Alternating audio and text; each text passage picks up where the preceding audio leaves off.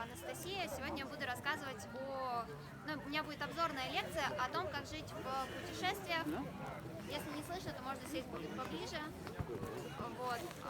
Какие-то базовые вещи про то, как путешествовать на мотоциклах, автостопом, на местном транспорте, о том, как искать ночевки в путешествиях, может быть, как находить жилье на более длительный срок, как находить подработки, как находить работы, о том, как путешествие меняет людей, особенно длительные путешествия. Об этом вообще, обычно люди мало говорят. Больше говорят про достопримечательности и редко говорят о том, что на самом деле меняется в глубине. Тоже нужно быть готовым. Андрей Троицкий расскажет, как зайти. Так. Начну кратко, расскажу сначала о себе, о своем опыте. То есть я путешествую около 7 лет, и 4 года из этих 7 я живу в путешествиях. То есть я не возвращаюсь обратно в Россию, не работаю, не уезжаю, потом снова путешествую. То есть я именно живу и работаю в путешествиях. Сейчас из-за ковида, да, я временно в России, но тем не менее я не живу в каком-то одном месте прямо постоянно, я путешествую. Вот недавно ездила в Абхазию, это первый раз я ездила в Абхазию. Я обычно езжу куда-то очень далеко, и в каких-то ближних местах не была. Вот. Поэтому все равно продолжаю путешествовать, и сейчас есть планы поехать в Центральную и Южную Америку. Начинала я свои путешествия на велосипеде. Первая моя вылазка это была с Питера до Перми, 3000 километров, 37 дней, с палатками, с котелком, то есть такое дикое путешествие. Если кого-то интересует велопутешествие, в конце можете задать вопросы, я могу пояснить какие-то детали. Но что важно, это важно подготовиться, да, если вы едете в велопутешествие, особенно важно колени, потому что колени, например, это основная болезнь у всех велопутешественников, это так, как маленький экскурс. Но про велопутешествие позже. Потом я начала ездить автостопом, ездила в Крым, на Кавказ, на Белое море, к себе, я родом из Удмуртии, в Удмуртию ездила. И была у меня такая мысль, цель отправиться в годовое путешествие после окончания университета. То есть такое в Америке понятие «свободный год», когда вы заканчиваете университет, и вместо того, чтобы сразу начать работать, заводить семью и, в общем, жить как обычный гражданин, ипотека и все прочее, вы едете путешествовать и узнаете мир. И вот так думала я, что я поеду в такое путешествие. Правда, потом оказалось, что я уехала не на год, а на все 4, и уже не собираюсь останавливаться. Но это уже другие детали. Началось то мое путешествие с автостопа с Питера во Владивосток. Это у меня заняло 3 месяца. Но это, естественно, не 3 месяца на трассе, да? Когда люди спрашивают, это вы так стояли вот все 3 месяца? На самом деле, конечно, нет. То есть я заезжала на Урал, там много разных национальных парков, жила в Сихотэ-Илинском заповеднике. Даже вот про интересные моменты путешествия, там мне удалось сплавать с ларгами, с дикими ларгами. И вот, кстати, по поводу подработок тоже еще буду рассказывать. Тогда я попала туда как помощник журналиста. Вот, это такая интересная работа, на которую можно попадать, которая дает много плюшек. Вот. И потом, после Владивостока, я хотела получить визу в Китай, и это была основная цель моего прибытия. И я учила китайский язык заранее, самостоятельно. О том, как эффективно учить язык, я тоже расскажу немножко попозже.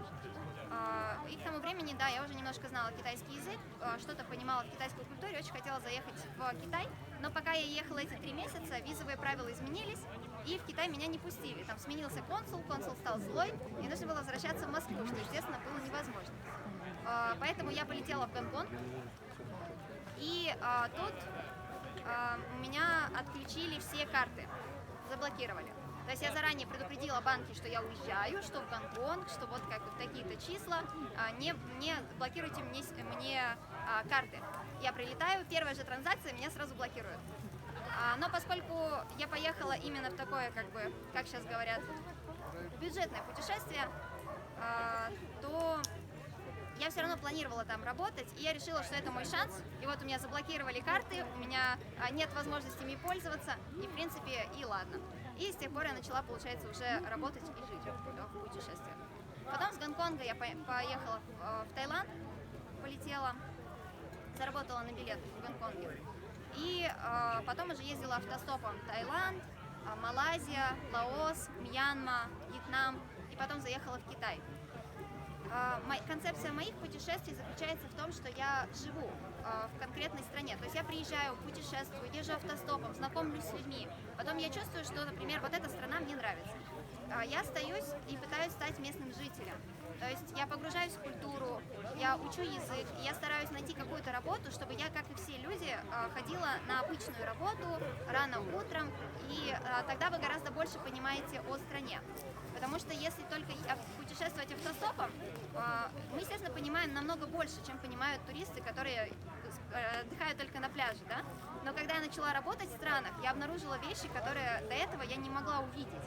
То есть вы, например, не можете узнать, насколько это тяжело, когда вот я тоже работала в Китае, когда вы рано утром хотите поехать на работу, и вот вы выходите заранее, подходите к метро, и очередь в метро начинается уже снаружи. Причем не просто вот такая вот очередь, а там выставлены металлические бортики, и очередь идет вот так вот змейкой вот в сторону метро. И вы встаете в эту очередь, раннее утро, да, вам там через сколько-то на работу, там через час, предположим, хотя обычно за час никто не выходит, да, ну за 40 минут, зависит от того, где вы работаете. Я работала в 3 станциях метро, вот, и даже вот эти 3 станции метро преодолеть было очень сложно. То есть вот вы стоите в очереди, долго ждете, пока вы наконец можете попасть в метро, заходите внутрь, а внутри ничуть не лучше. Вы попадаете на платформу, и там просто вот такое человеческое месиво, которое непонятно даже в какую сторону стоит. На самом деле стоит в обе. И приезжают вагоны метро, абсолютно полные. И как только вагоны открываются, люди начинают оттуда выпадать и в панике пытаться залезть обратно, потому что им не на этой станции. Вот, вы только это представьте себе. А вы стоите за всем вот этим людским месивом, которое стоит на платформе, в самом конце, да, и вам нужно попасть вот в этот поезд. И получается, люди каким-то образом умудряются туда впихиваться. Когда приходит время закрытия дверей, все люди дружно выдыхают. Двери закрываются, люди снова вдыхают, и вы прямо видите этот напор на дверь. Люди уезжают. Причем в каждый вагон попал максимум 1, 2, 3 человека, не более. А иногда просто вообще в принципе нельзя влезть, потому что те люди, которые оттуда выпали, тоже туда забраться не могут, хотя, казалось бы, они на нем приехали, да? Вот. И вы ждете, иногда это реально полчаса, вы только ждете на одной платформе, вы медленно подвигаетесь.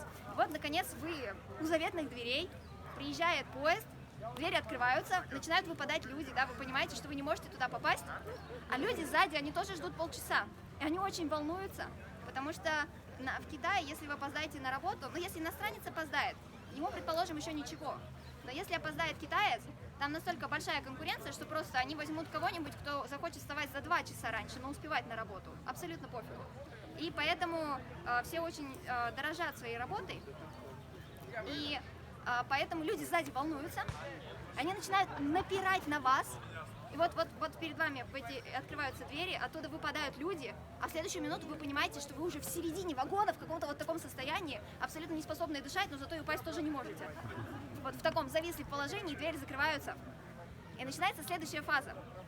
Выйти из вагона. А? Выйти из вагона. Правильно. В скольких станциях я живу от работы? В 3. То есть через 3 станции мне нужно выйти.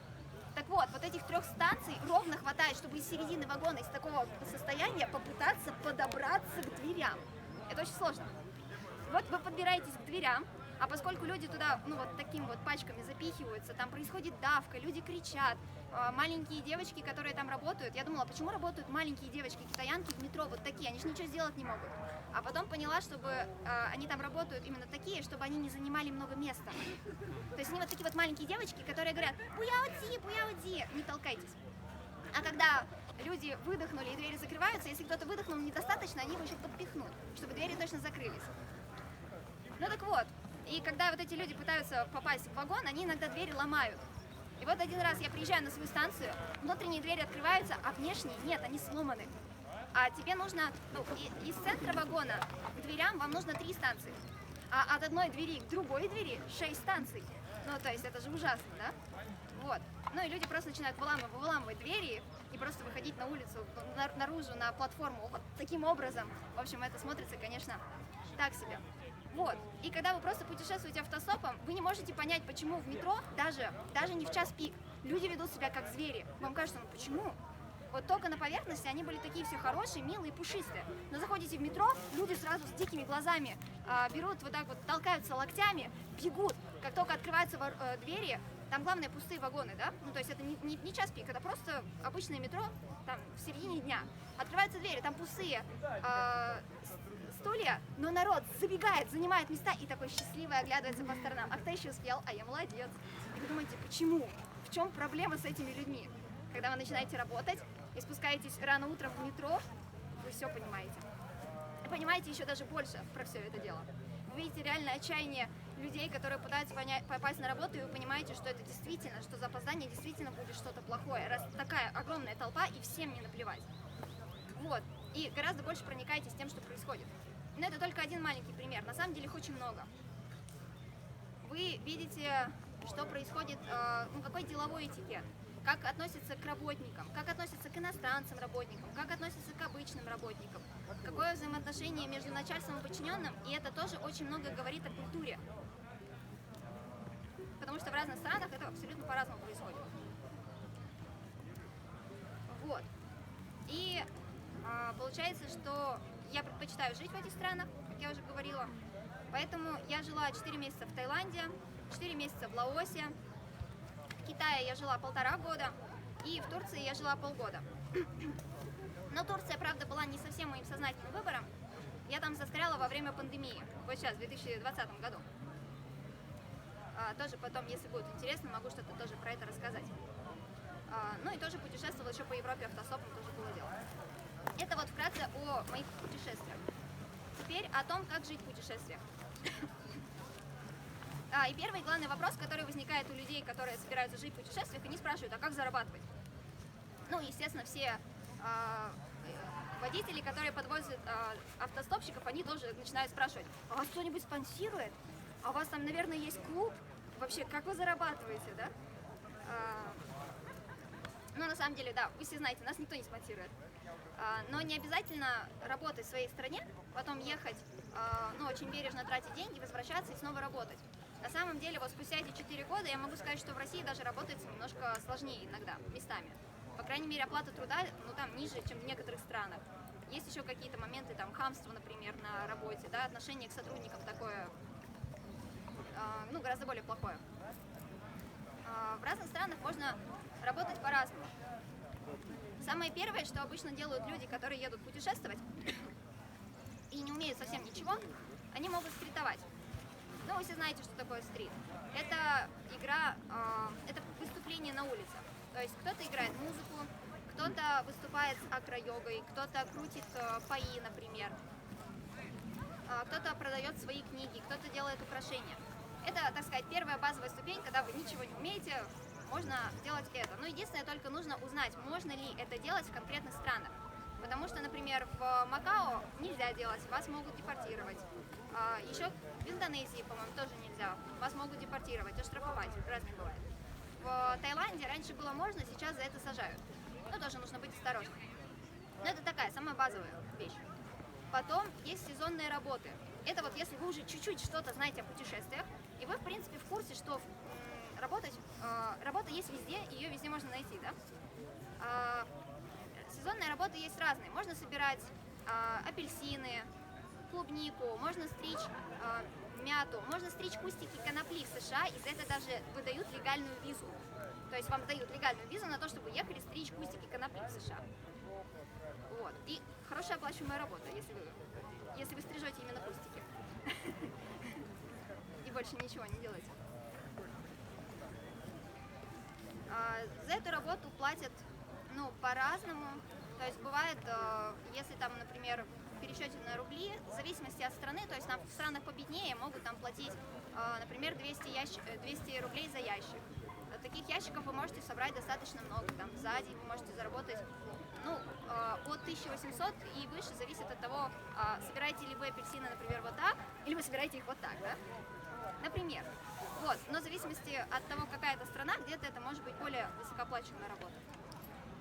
Потом есть разные подработки. Тоже, вот когда вы ничего не умеете, но что-то хотите попробовать, да? можно найти, можно, например, как искать работу, да, вы можете прийти непосредственно в рестораны, в кафе, особенно если видите, что там что-то готовится, какой-то день рождения, большой корпоратив, и наверняка не хватает рук, и вас, скорее всего, возьмут. То есть это работает спокойно во многих странах. Вот. И, может быть, это будут небольшие деньги, но тем не менее, если вам срочно нужны деньги, вы ничего не умеете, языков не знаете, то это как бы самый простой способ.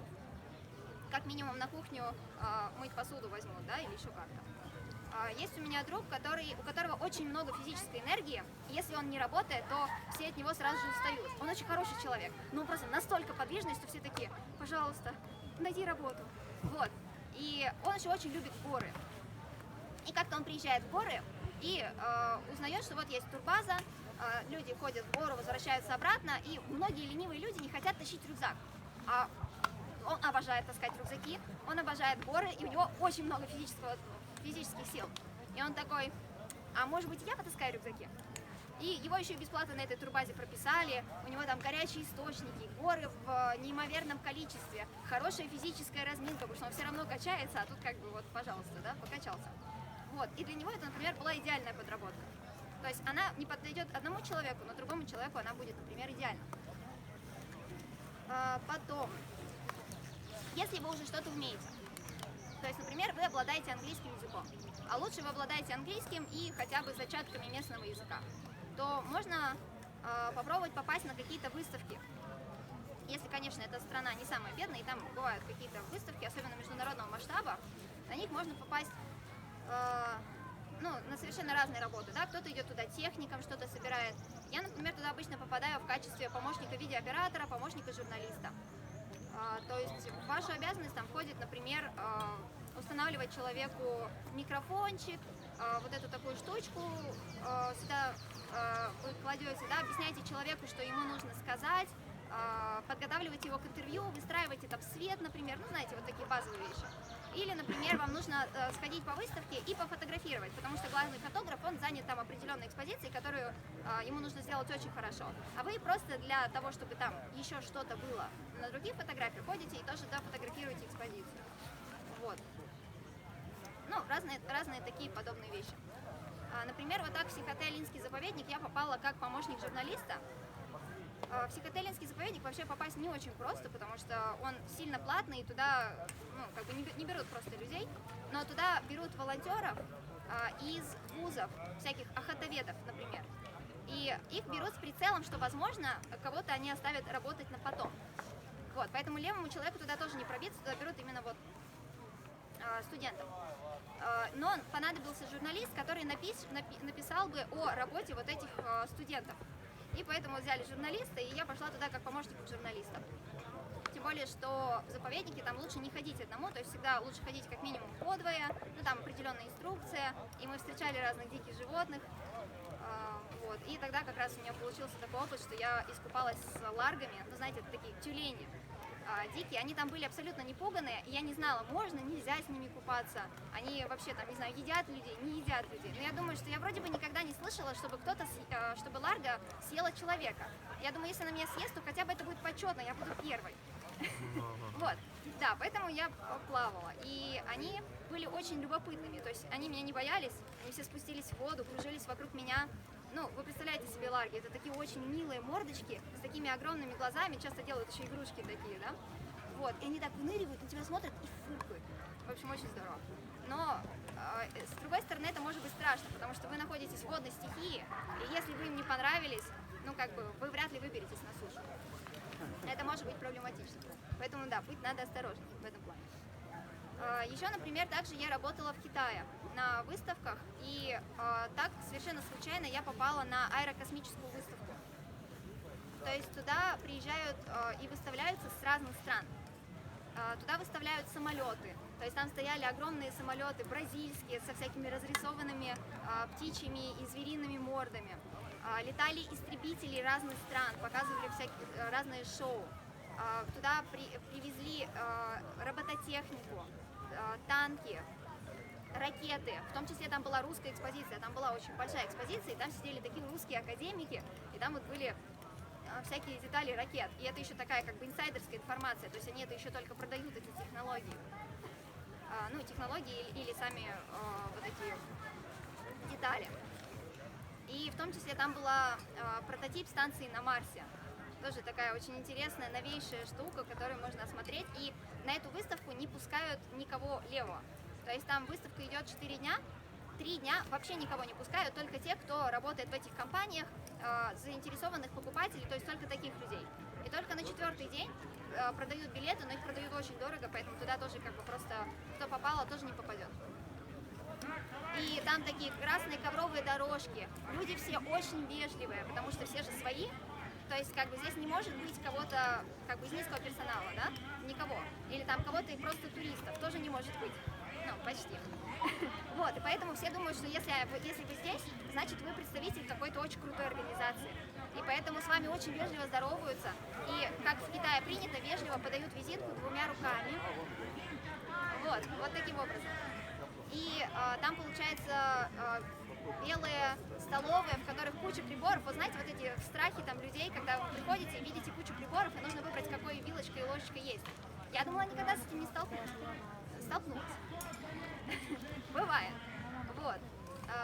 Ну, на самом деле, очень интересно, потому что, ну, во-первых, я очень много чего узнала на этой выставке. Во-вторых, там был супер хороший, супер красивый английский язык. И вы когда слышите, как люди так общаются, ну вот через 3 дня постоянного взаимодействия с этими людьми, я тоже почувствовала, что мой уровень английского сразу же поднялся. Вот все маленькие какие-то детали, там, когда вы пропускаете артикли или что-то, все стало на место. Я там еще потом, не знаю, 2 недели разговаривала вот на этом языке. Это было божественно. Вот. Еще как можно искать работы.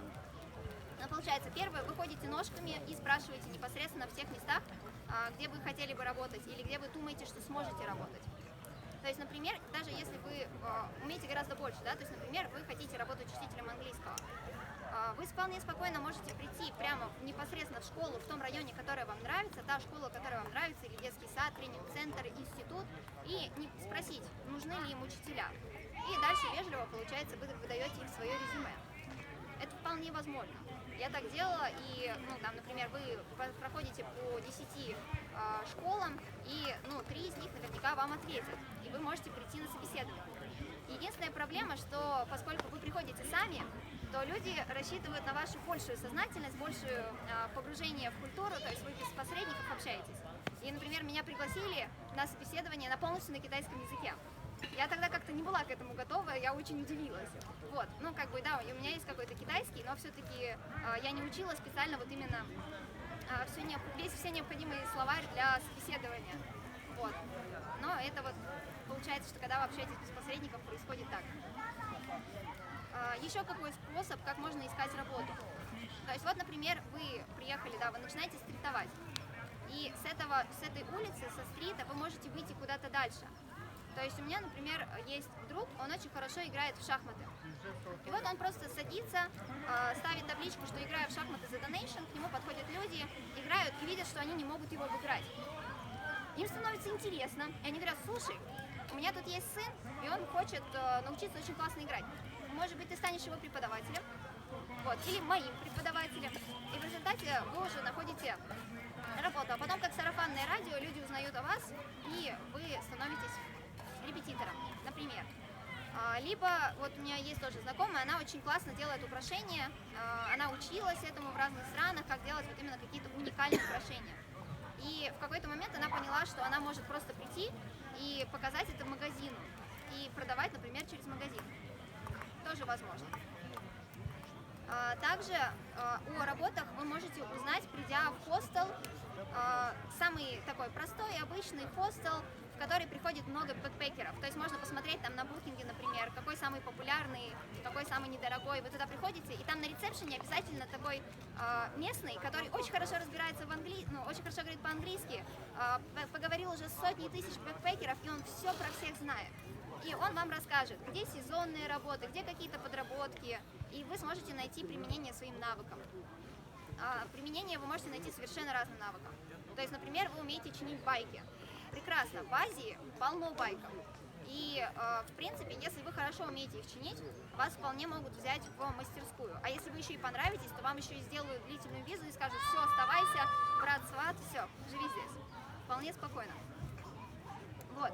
И когда вы приходите вот в такой хостел, либо в популярный бар, ну недорогой, а именно такой бар, в который приходят все бэкпекеры, европейцы, то пообщавшись с бэкпекерами, пообщавшись с барменами, с хозяевами, может быть, еще с кем-то, вы узнаете очень много разного.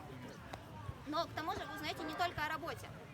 То есть есть еще одна проблема в том, когда вы хотите именно жить в путешествии. И когда ваша цель просто проехать автостопом, пофотографировать достопримечательности, а именно остаться жить, то проблема в социальных контактах.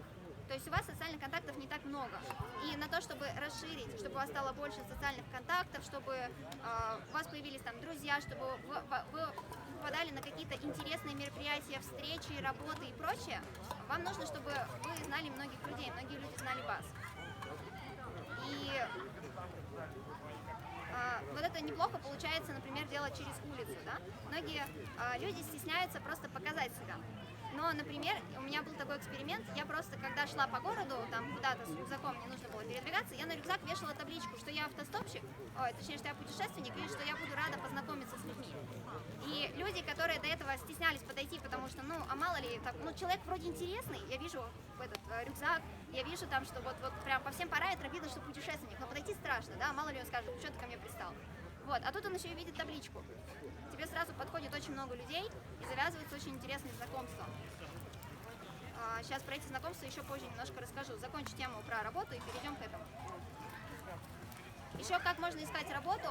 Работу, естественно, можно искать в интернете. Для этого вам нужно узнать у местных жителей, какой именно сайт используется. Да? То есть, например, в Китае это WeChat. Но проблема WeChat в том, что вы не сможете просто в нем зарегистрироваться и просто набрать чаты по работе, добавиться в них и откликнуться на вакансии. Потому что в Китае все очень сильно помешаны на безопасности, и вас должны добавить в этот чат. То есть есть определенные сложности, поэтому тоже нужно об этом спрашивать, узнавать, и таким образом вы сможете что-то найти. Про работу. Есть еще такой момент, что там обманут, не обманут, да? Ну, многие люди переживают, особенно там, например, особенно в том же Китае, да, что переживают, что будут обманывать. Или там во Вьетнаме, что кинут, не заплатят и прочее. Но здесь то же самое, как и в автостопе, как и просто в путешествии. Вы должны быть внимательны к людям, с которыми вы взаимодействуете. И на самом деле есть определенные нехорошие звоночки.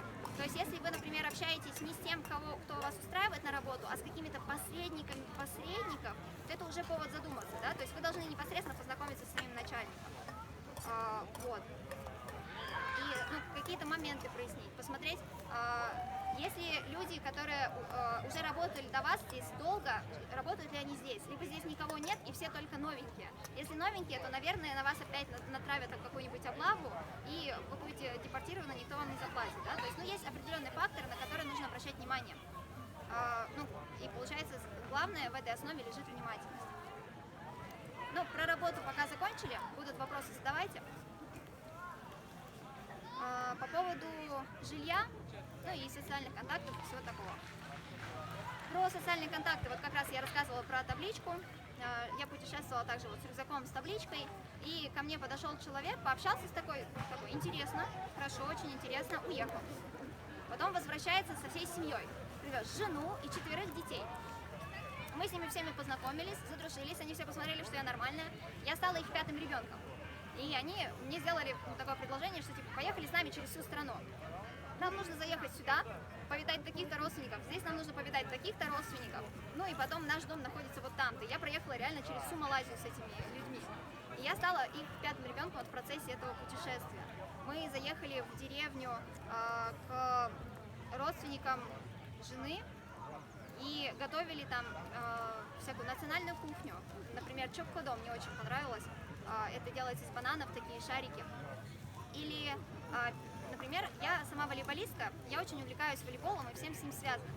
И я слышала про такую игру, как Сипатакроу. Кто-нибудь слышал про такую игру? Это в Мьянме играют, да, ногами? Да, но не только в Мьянме. Да, там получается такая сеточка, как в волейболе, но пониже. И вместо того, чтобы выпрыгивать и забивать мячи руками, вы, получается, переворачиваетесь, забиваете ногами и приземляетесь обратно. А из чего этот мяч сделан? Насколько я помню, он просто какой-то такой плетеный. Но он такой тяжелый, Есть немножко, по да. ноги болят. Ну да, вот. И вот так, пожалуйста, я слышу ночью, кто-то играет на площадке, ну так, поздно вечером. Выглядываю, вижу, люди играют Сипатак Роу. Вот. Ну, найти такое было сложно. Здесь, пожалуйста, просто вот так. И была возможность именно пожить в деревне, где никто не говорит по-английски, кроме моей семьи, да, которая могла меня водить везде по окрестностям, все мне объяснять. Я могла видеть, как живут люди, которые вот просто живут, никогда туристов особо не видели, им и не надо. И вот у них действительно реальная жизнь такая, какая она есть. Вот, по поводу того, как искать жилье и как вообще искать ночевки, например. Ну, понятно, что есть палатка, да? Но кроме палатки, например, можно еще использовать гамак. В Турции я путешествовала с гамаком. И мне казалось, ну, все говорят, что гамак неудобный, что от него болит спина. И, ну, вот я поставила такой эксперимент. Я когда была в Турции, застряла там на период ковида, я вообще не планировала там оставаться долго, но когда я там застряла, у меня никаких вещей нет, рюкзак на 18 литров. Я думаю, ну ладно, что мне нужно? Мне нужно где-то жить, да? Захожу в магазин, думаю выбрать какой-то палатки, а там палатки все такие дешевые, очень плохие. Я вот на них смотрю и думаю, я не очень хочу их брать. И тут вижу гамак за 18 лир, за 180 рублей. Я думаю, ну, не может быть вроде бы хороший гамак за 18 лир, а с другой стороны, ну, выплатишь 180 рублей, ничего страшного, а попробовать-то можно, эксперимент. Вот, и оказалось, ну, я потом пробовала другие гамаки, там моих знакомых, турков были гамаки, я пробовала разные гамаки. Оказалось, что вот тот гамак, который я взяла, несмотря на то, что он был самый дешевый, он был достаточно неплохой, потому что у него были вот такие деревянные рейки. Вот получается, если лечь диагонально, по диагонали, ноги на одну сторону рейки, а вы, получается, ложитесь, ну, как бы головой на другую сторону рейки, и если вы правильно натянете гамак, то вы спите практически ровно, и ваша спина от этого не повреждается. Вот, я наоборот, после такого сна просыпалась и чувствовала, что мне прям, не знаю, летать хочется. Хотя, когда я сплю на земле, мне не всегда есть такое чувство. В чем еще, что еще мне понравилось именно в том, что я путешествовала с гамаком, это то, что вы лучше высыпаетесь. Потому что вы спите на свежем воздухе, то есть у вас нет вот этого, когда вы надышите палатку, и уже как бы там не очень свежий воздух к утру особенно. Особенно если вы не одни, например. То в гамаке, если вам холодно, вы можете вот так немножко закрыться спальником, у кого есть капюшон, тем более завернуться, то есть холодно не будет. Там достаточно тепло, в гамаке можно спать, особенно если это не мой гамак за 18 лир, да, а такой полноценный, когда вы можете, когда у вас есть сетка, там, тент и прочие вещи. Но из-за того, что вы спите на природе, вы высыпаетесь очень хорошо и просыпаетесь намного раньше, чувствуете себя намного лучше. И, ну, как вот по мне, вырастает внимательность. То есть, когда я сплю в палатке, я не всегда могу заметить, что кто-то рядом с палаткой шарится. Когда я сплю в гамаке, я сразу просыпаюсь, вокруг темнота, но я понимаю, что кто-то здесь есть. Вот просто. И, ну, какой-то датчик срабатывает, то есть, когда вы спите на природе, у вас датчик расширяется, он не ограничивается краями палатки, он расширяется. И если кто-то начинает проходить даже вот там, вы сразу так: я тебя вижу, я про тебя знаю. Вот, это тоже интересно. И еще один плюс, который я для себя отметила, что, например, в Турции я ходила по Ликийской тропе, но поскольку это еще время пандемии, там вообще, в принципе, никого нет, и плюс это еще был июнь, жаркое время, как бы не самое лучшее время для хождения по Ликийке, там практически не было людей, и зато было очень много диких животных. И, ну, многим моим друзьям было сложно спать, потому что ночью приходили дикие кабаны. И, ну, непонятно, мало ли они что-то в палаточке учуют, что-то им понравится, они разроют, и вот они ходят туда-сюда, вот хрюкают, и я слышу, как мои друзья гремят этими камушками в бутылках полночи, пока кабаны уйдут. Я натягивала свой гамак на уровне 3 метра над землей.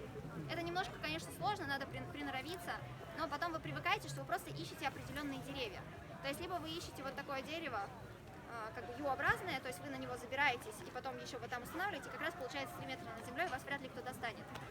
Либо вы ищете два дерева, на которые оба будет удобно залезть. Может быть, вот такие вот, ну, как бы потоньше, с развилками, либо еще как-то. И вам будет легко установить гамак и легко в него залезть. А лучше 3 дерева, чтобы вы могли по 3-му дереву забраться в этот гамак, потому что сбоку там же рейка деревянная, ее можно сломать, нужно быть очень осторожным, чтобы залезать. Но зато ночью вы спите, и вы слышите, как там кто-то ходит. А там много кто ходит, дикобразы, кабаны, еще какие-то зверушки, которые хрипят, рычат, топают, все что угодно. Первые ночи, конечно, страшно, потому что вы как бы, ну, я привыкла к защищенной палатке, а тут вы просыпаетесь, вы на свежем воздухе, и кто-то здесь хрипит, рычит, там кого-то гонит, там, не знаю, какая-то борьба, и вы просто просыпаетесь, и вокруг вас темнота. Ничего не видите. Вот, и если вы шевелитесь, то сразу те, кто внизу, они понимают, что там кто-то есть.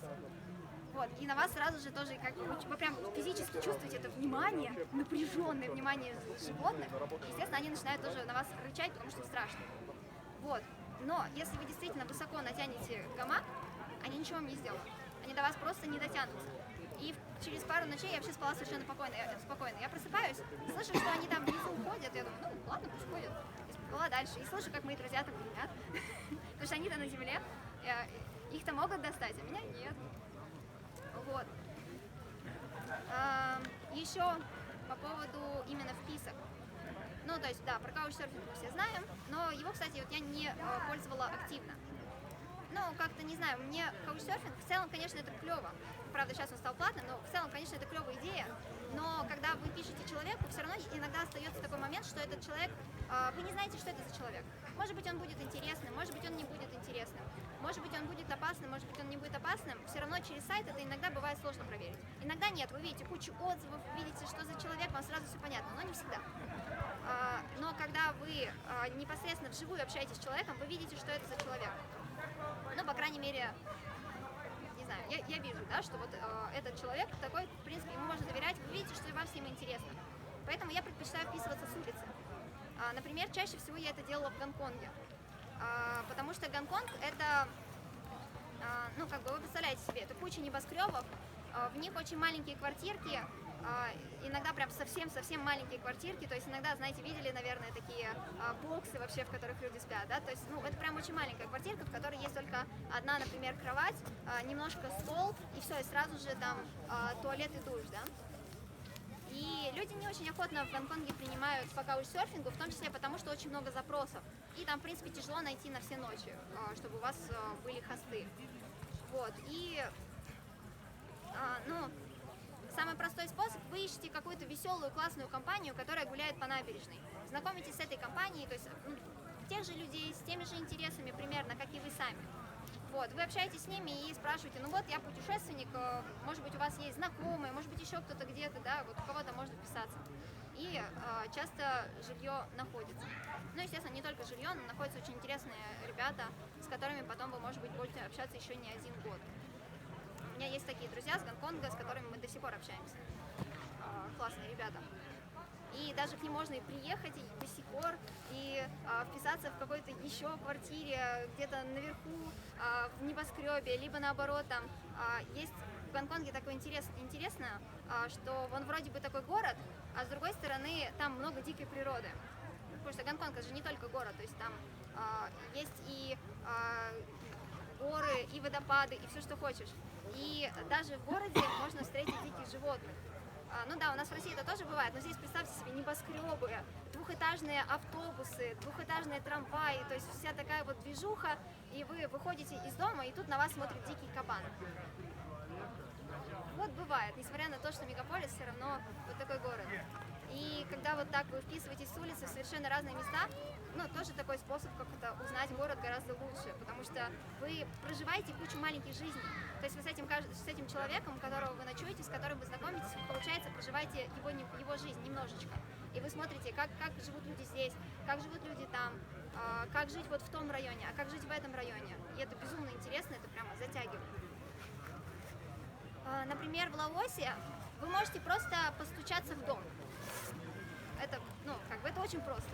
Вы едете, ну, я тогда путешествовала на мотоцикле. Вот я еду на мотоцикле, вечереет. Я просто останавливаюсь в первой же деревне, в которой меня застал вечер. Подхожу к дому, к любому дому, стучусь в него и по-лаоски говорю: здравствуйте, можно ли у вас где-нибудь на полу переночевать? И, ну, редко, когда бывало, что отказывали в первом доме. Ну, максимум во втором доме могли отказать, в третьем уже то, что принимали. То есть прямо редко, что отказывали. Обычно все говорят: да, конечно, вот матрас, пожалуйста, спите. Вот. Или показывают на дом, на общий дом. То есть, если, например, забраться очень далеко, то есть в Лаосе, если вы едете по трассе, там ну, может быть, и есть общий дом, но вам на него не покажут, вам просто, как вы просто будете спать в домах. А если вы забираетесь далеко в горы, куда-нибудь прям далеко-далеко, то там, ну, какая-то вот такая немножко какой-то более старинный уклад, что ли. И у них есть общий дом, где единственный телевизор на всю деревню, вот, и вас туда поселят как почетного гостя, и вся деревня будет ходить якобы смотреть телевизор, потому что они очень деликатные, они садятся смотреть телевизор, а вы сидите там, и они смотрят телевизор.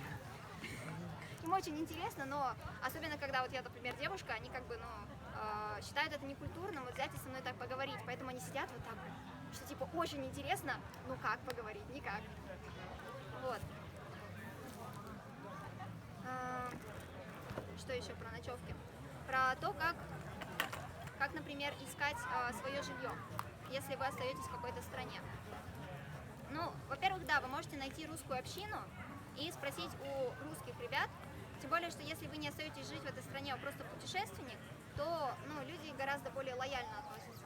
То есть, ну, меньше, получается, они чувствуют, видят вас конкурента и больше видят, что, ой, вы прикольный чувак, интересно, ладно, мы тебе подскажем, вот там есть там что-то дешевое. Второй вариант, но для этого нужно немножко хотя бы узнать язык. И желательно посмотреть, как выглядят объявления. Ну, то есть, на самом деле, там много шагов, да, то есть, ну, если у вас есть знакомый, то вы берете просто знакомого и под ручки и идете, да. Но вот, например, расскажу про Китай.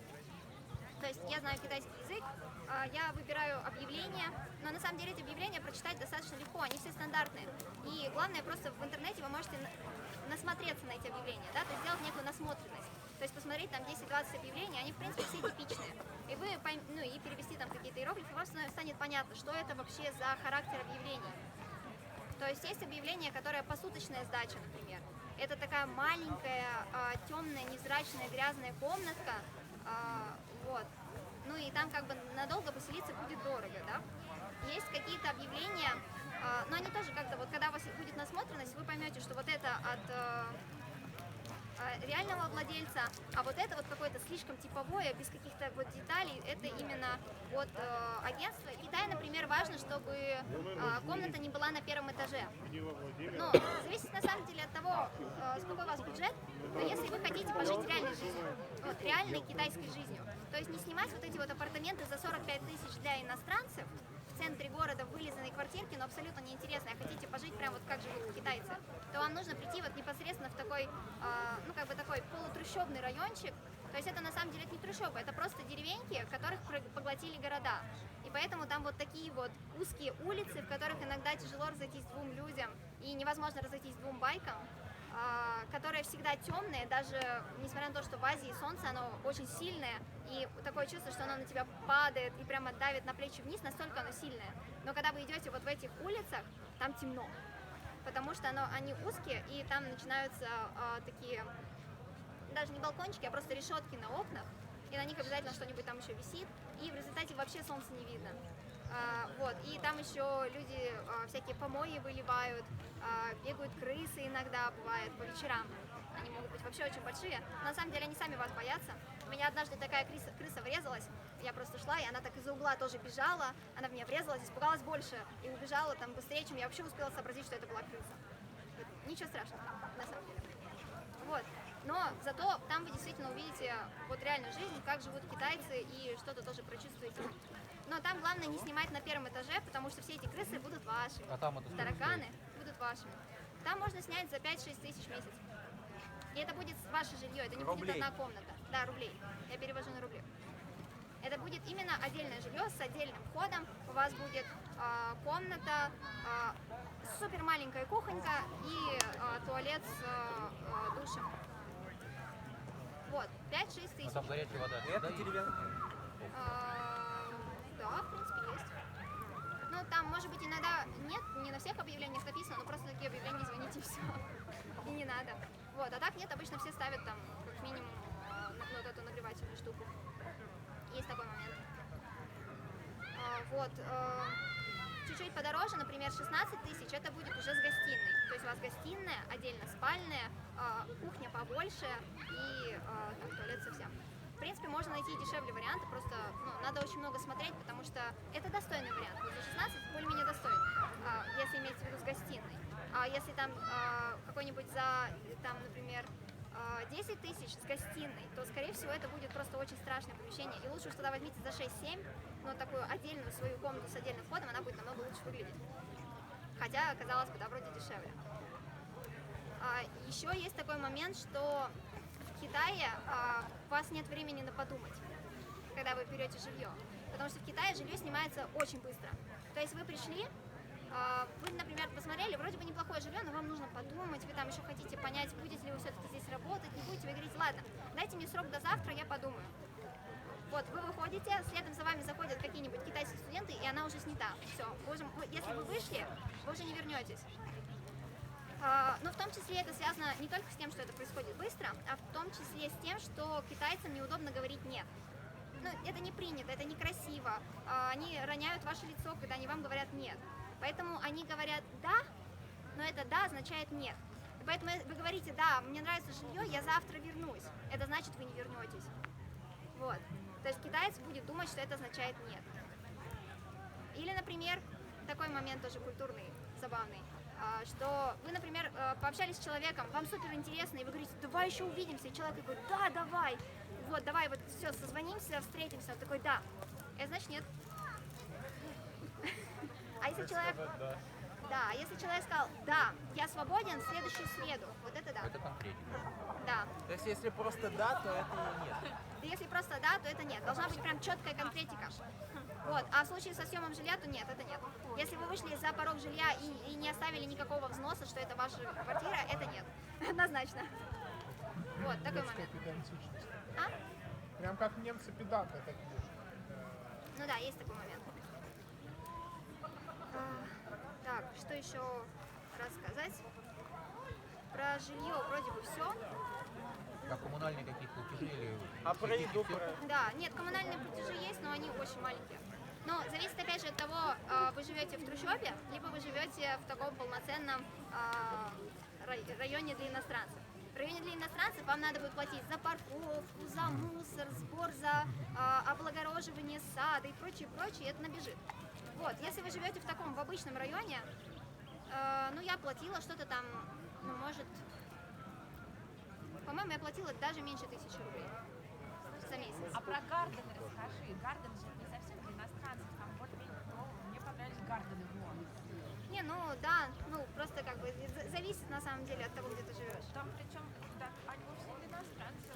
А что Нет, такое да, гарден? там, Что такое гарден? Гарден, ну это такой закрытый двор, то есть там стоят охрана на входе, вот, и там могут быть турникеты, чтобы вам пройти в этот закрытый двор, и там очень красиво, там все такой сад, все зелено, там может быть бассейн, и он может быть для жителей этого гардена бесплатно. И если вы не являетесь жителем этого гардена, то вам всего лишь нужно преодолеть охрану и сказать, да, я здесь живу, пройти, и можно купаться в этом бассейне. Вот. А если вы еще придете так, чтобы вы там сняли одежду и там сразу плавки, и зашли уже в сам бассейн в плавках, то к вам вообще никаких, вас даже не спросят, где вы живете. Ну, разумеется, вы же не пришли в плавках там, не знаю, по городу, да, все с вами понятно, вы купаться, вы здесь местный, платы с вас не будет. Либо она очень дешевая будет для местных, а для неместных она будет дороже. Поэтому не признавайте, что вы не местный, и берите сразу полотенце, Даже делайте вид, если что вы китайский. только вышли из дома. Что? Даже если не знаешь китайский, говорить, что ты здесь живешь всю жизнь, да? Нет, ну не то, что всю жизнь, но ты же можешь снять здесь жилье. А. Вполне можешь снять в этом гардене жилье. И даже хорошо, если ты не говоришь по-китайски, они сами сделают за тебя все выводы. Но главное только понимать, это цена для иностранца или это цена для китайца, это цена для чужого или цена для своего. В таких мелочах нужно Как, разбираться. скотчем глаза наклеивать, чтобы косить не потерять? Но на самом деле меня иногда принимали за китаянку просто потому, что я говорю по-китайски. А, Меня в этом даже убеждали, говорят, ты китаянка. Я говорю, да, нет. Вот, они такие, но ты же говоришь по-китайски. Значит, Ну, нифига себе аргумент. Но просто китайцы не верят, что иностранцы могут выучить китайский язык. И вот сейчас про это я немножко расскажу тоже, вот, про то, как эффективно учить язык, вообще любой, и в том числе про китайский язык. Вот, но иногда можно просто прикалываться над китайцами. Я, например, там приходила и говорила, я китаянка. Они такие, да не может быть. Я говорю, ну вот я с Гуанчжоу. Они такие, нет. Я говорю, ну посмотрите, нос такой же, глаза такие же, ну разве нет? И тут им становится неудобно сказать вам, что вообще-то это не так. И они так мнутся такие, ну, вы правда китаянка? То есть у человека уже такой диссонанс, ему уже там, не знаю, вообще не до шуток, буквально до слез, то есть как бы, что с вами делать-то? А вдруг вы правда уверены, что вы похожи на китайца, и вот он сейчас будет тем человеком, который разрушит вашу прекрасную иллюзию. Вот. Так, ну про жилье вроде бы все, или что-то еще рассказать? А про еду, про цены на еду можешь сказать? Ну в Китае еда на самом деле, ну, недорогая. Это всеядная? Или... Я всеядная. Вот, но в разных странах, конечно, еда немножко разная, и, ну, я имею в виду разная по стоимости. То есть, например, там одна из самых дорогих, ну, самая дорогая еда была в Гонконге, где я была. Там как бы, ну, и цены, собственно, все вообще, в принципе, дорогие. Но всегда действует принцип, что вы не покупаете ничего на больших улицах, а сворачиваете в маленькие подворотни. И там наверняка будут какие-нибудь недорогие шифаньки, кафешки, в которых можно все очень дешево приобрести. Вот, и... Или муслим. Ну, А да. это что такое? Ну, это мусульманское кафе. Вот, но есть тоже вообще дешево? такой прикольный лайфхак, как можно в Китае питаться за 10 рублей. Ага. Причем нормально наесться. Ну как, ну... Полезная еда или хлеб из овощей? Нет, не хлеб, но как бы каждый день, конечно, не стоит такой едой питаться, но она вполне нормальная. Мы вот примерно так же сейчас питаемся. Ага. Вот. То есть вы приходите в кафе и говорите «бай ми фан», белый рис. То есть просто белый рис.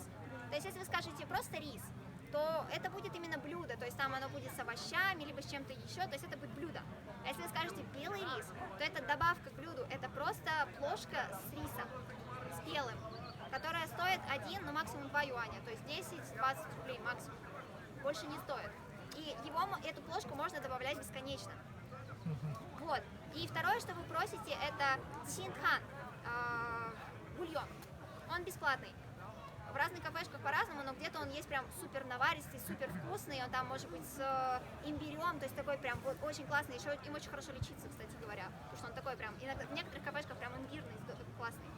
Вот, но дальше это уже извращение, это иностранные извращения, китайцы вообще не понимают, как это делается, и испытывают ужас по этому поводу, да? Но объясню сейчас почему. Как вы себе представляете суп с хлебом? Хлеб отдельно. Хлеб отдельно, суп отдельно, правильно? Вот. Когда вы говорите, что вы хотите там бульон с рисом, вы же можете как бы смешать же, это получится вкусное такое блюдо, да? Мы все это, в принципе, едим. Но если вы попросите китайцев смешать вам это, у них в глаза будет просто первобытный ужас. Вот. И они ни за что не... Я даже уже потом ради прикола пыталась попросить в разных кафешках, я обнаружила, что никто не сдается, никто не смешивает, потому что вдруг все-таки они неправильно поняли этого белого странного человека. Да, и мало ли, он же потом будет жаловаться и законно жаловаться, ну как можно рис и бульон смешать. Поэтому они всегда дают это только в отдельных ложках с невообразимым ужасом, лишь бы ты поел. Получается, нужно одну порцию на всех и постоянно добавлять, да? Ну, на всех нет, это будет слишком дико. Но если только разве что вы уйдете, чтобы люди не видели. Вот. Но если вы уйдете, тогда, скорее всего, вам придется заново заплатить за рис. Вот. Но если вы едите один, то вы можете попросить добавку 1 раз, 2 раза. В принципе, ничего страшного. Вот. И часто это бесплатно. Вот. Бульон в основном тоже бесплатно. И, ну, вполне себе хорошая, достаточно питательная еда. Вот. Особенно, если вы не переносите ничего острого, и вы не знаете, как попросить, чтобы это было не острым, да, то вот, пожалуйста. Такой вариант. Да, а в Китае есть такой прикол, что даже если вы попросите, что не острое, просто, понимаете, про вас китаянка не помнит, когда она делает блюдо. Она делает блюдо каждый день по 1500 раз. У нее абсолютно отработанные машинальные движения. И вы не обольщайтесь тем, что вы сказали «була», и она вам не положит острого. Вообще. То есть вы должны следить за каждым движением. Вы должны определить, ну потом у вас будет уже опытный взгляд, вы сразу поймете, какие вот из этих всех формочек острые, да? Поначалу можете спросить, что из этого острое. И когда вот вы видите ее отработанное движение, вы должны вовремя кричать «нет!».